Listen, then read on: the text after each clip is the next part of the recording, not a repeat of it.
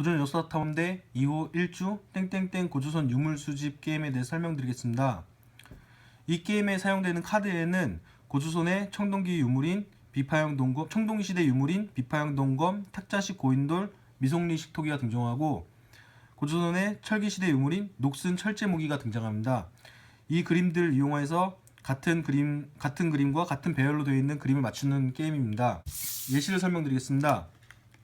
보시게 되시면 이 두 카드가 있습니다. 그림에는 탁자식 고인돌과 미송리식 토기 그리고 철제 무기가 그려져 있고, 이 카드도 마찬가지 똑같은 그림으로 그려져 있습니다. 이 두 카드가 게임 중에서 나왔을 때는 종을 울리는 겁니다.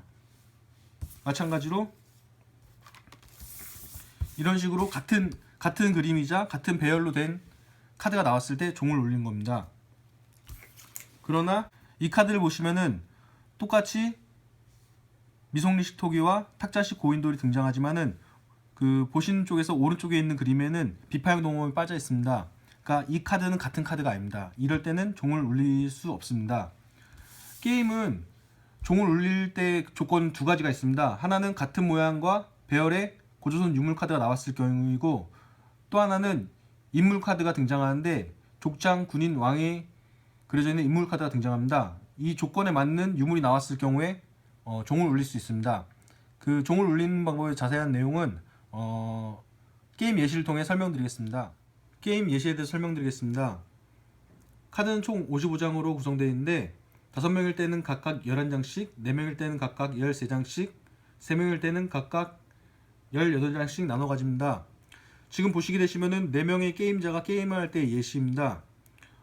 우선 가위바위보로 선을 정하고, 선은 각각 4명의 게임자에게 13장씩 카드를 나눠줍니다. 그리고 종을 가운데 위치하고, 종을 위치한 다음에 카드를 놓을 장소를 어느 정도 벌려주고 이렇게 나란히 자리를 잡습니다.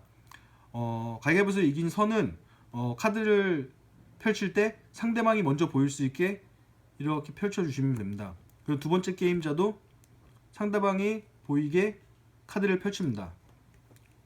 마찬가지로 카드를 펼칩니다. 지금 이 상황에서 유물의 개수는 비슷하지만은 문제는 유물의 모양과 배치가 다르기 때문에 종을 누를 수 없습니다.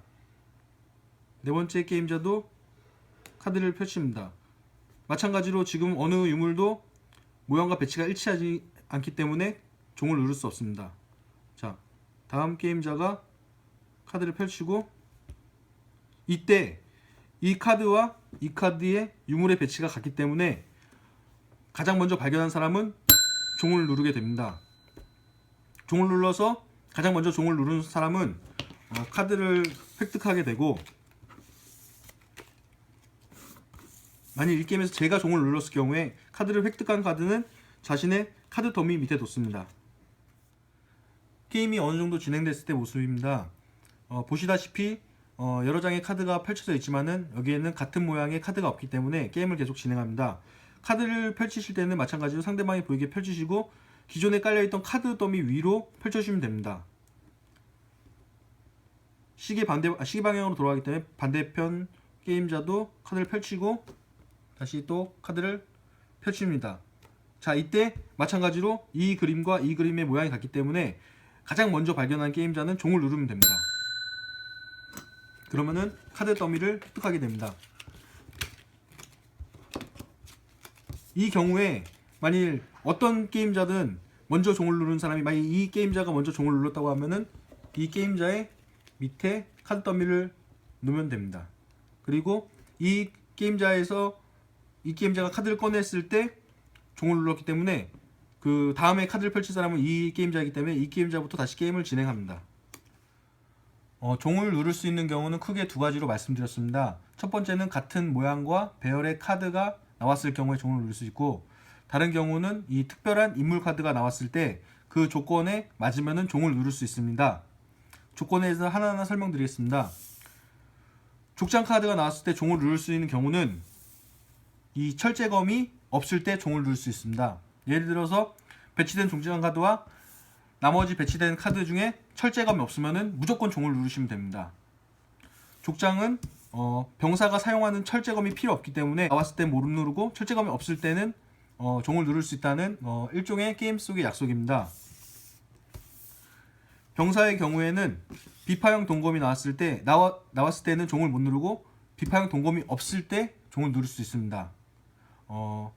병사는 전쟁을 하기 위해서는 철제검이 필요하지만 비파형 동검 필요 없기 때문에 비파형 동검이 없을 때만 종을 누를 수 있다는 일종의 게임 속의 약속입니다. 왕은 카드를 제시하자마자 무조건 종을 누르면 됩니다. 왕은 모든 유물을 다 가질 수 있기 때문에 종을 누를 수 있다는 게임 속의 약속입니다.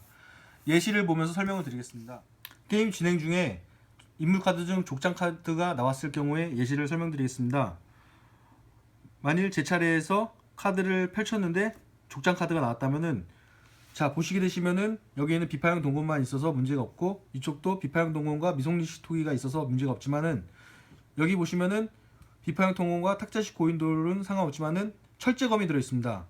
이때는 종을 누를 수 없습니다. 이 철제검 카드가 없어졌을 때 종을 누를 수 있는 것입니다.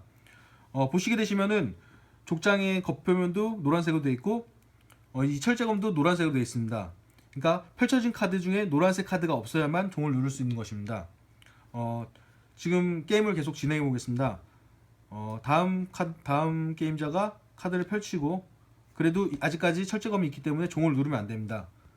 마찬가지로 다음 게임자가 카드를 펼치는 순간 노란색의 철제검 카드가 없어졌기 때문에 이때는 빠르게 종을 누르시면 됩니다. 그리고 종을 누르게 되면은 카드를 획득할 수 있습니다. 근데 만약에 이 경우에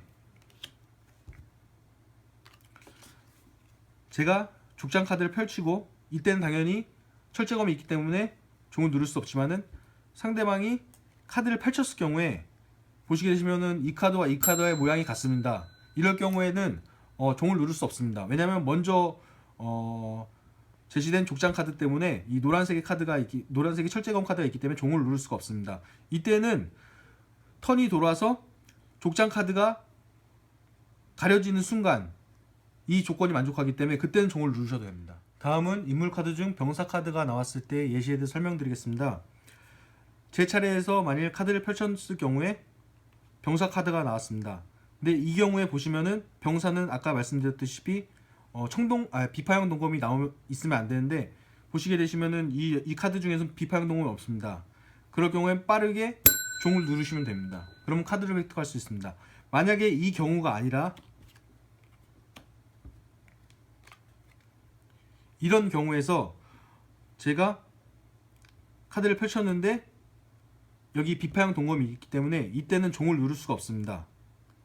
이때는 제가 병사 카드를 꺼내고 다음 사람이 카드를 제시함으로 해서 빨간색의 비파형 동검이 없어지게 되면은 조건을 충족하기 때문에 그때는 가장 먼저 본 사람이 종을 누르게 되면 됩니다. 다음은 인물 카드 중 왕 카드에 대해 설명드리겠습니다. 게임은 계속 진행되고 있고요. 제 차례에서 만일 왕 카드를 꺼낸 경우, 왕은 유물의 어떤 조건도 없이 무조건 종을 누르시면 모든 카드를 획득할 수 있습니다.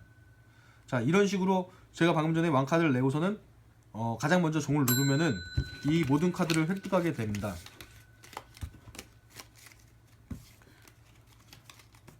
마지막으로 카드를 낸 사람은 저였기 때문에 이제 다음번 게임자가 카드를 내고 또 카드를 내고 이런 식으로 게임이 계속 진행되고요. 결국엔 더 이상 낼 카드가 없는 사람은 게임에서 한 명, 두 명씩 빠지게 되면은 마지막으로 최후의 가장 많은 카드를 갖고 생존해 있는 사람이 게임에서 승리하게 됩니다. 게임 중에 실수를 하는 경우가 있습니다. 예를 들어 제 차례에 카드를 펼쳤습니다. 이때 분명히 같은 모양과 배열의 카드가 없는데 실수로 종을 눌렀을 경우에는 실수로 종을 누른 게임자가 다른 게임자에게 벌칙으로 자신의 카드를 한 장씩 나눠줍니다.